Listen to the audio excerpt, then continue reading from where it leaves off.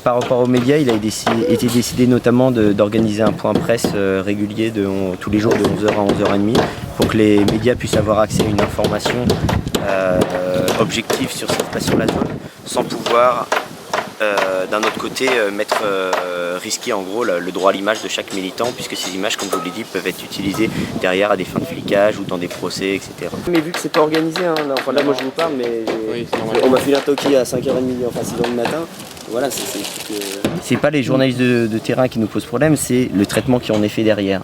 Quand tu as un média qui ouvre la porte de l'infirmerie, alors combien de blessés? Et puis qui refait 50, ah ok merci, et qui se casse, qui te dit mais ça vous intéresse pas la vie des gens derrière quoi, enfin on n'est pas que des chiffres quoi. Encore un effort de solidarité, on a trouvé organisé, il y a des centaines de personnes qui sont venues.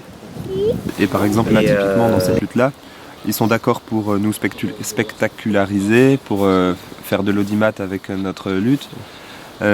Pour dire qu'on est contre l'aéroport, ils sont d'accord, ça fait débat, ça fait de l'audimat encore une fois.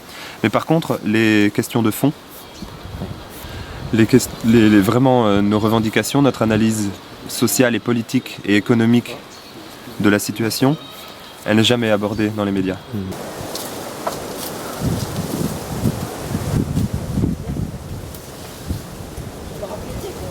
Et de fait, est-ce que se pose aujourd'hui la question en interne d'un refus total de l'accès aux médias ou pas? Est-ce que c'est aujourd'hui en discussion? Il y en a qui sont d'avis d'un refus total des médias, ouais. C'est en considérant qu'en fait les médias font partie de ce monde qu'on combat.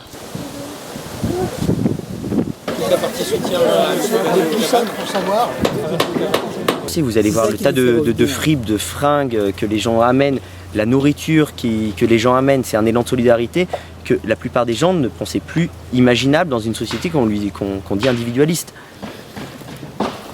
Ils sont utilisés pour un aéroport où il y a plein de compagnies sur Ryanair.